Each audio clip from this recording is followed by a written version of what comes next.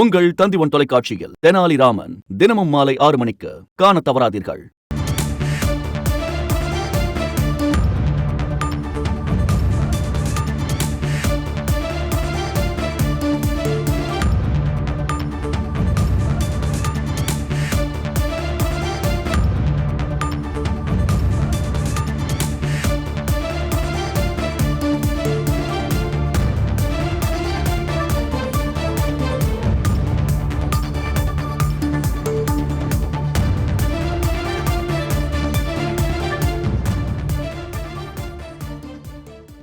சட்டப்பேரவையிலிருந்து ஆளுநர் வெளியேறியது குறித்து எக்ஸ் தளத்தில் பதிவிட்டிருந்த ஆளுநர் மாளிகையினுடைய விளக்கம் திடீரென நீக்கப்பட்டிருக்கிறது.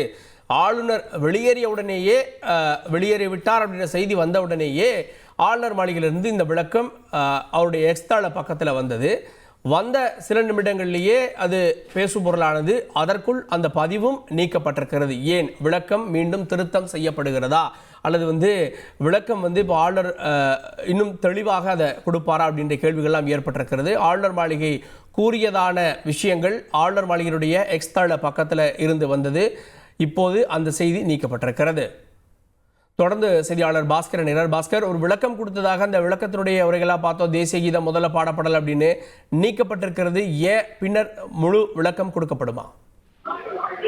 ஆளுநர் மாளிகையிலிருந்து பல்வேறு தகவல்கள் ட்விட்டர் வாயிலாகவும் அந்த ட்விட்டர் வாயிலாக தெரிவிக்கப்படக்கூடிய கருத்துக்கள் ஆளுநர் மாளிகையினுடைய விளக்கமாகவே ஏற்றுக்கொள்ளப்படக்கூடிய நடவடிக்கையாகத்தான் இருந்தது.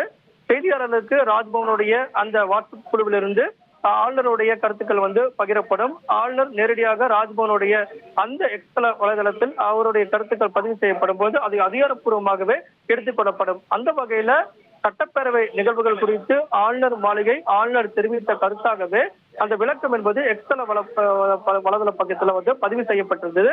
பதிவு செய்து அது செய்தியாளர்கள் பகிர்ந்த ஒரு சில நிமிடங்களிலேயே அந்த கருத்துக்கள் அனைத்துமே நீக்கம் செய்யப்பட்டிருக்கிறது. உங்கள் தந்திவன் தொலைக்காட்சியில் தெனாலிராமன் தினமும் மாலை 6 மணிக்கு காணத் தவறாதீர்கள்.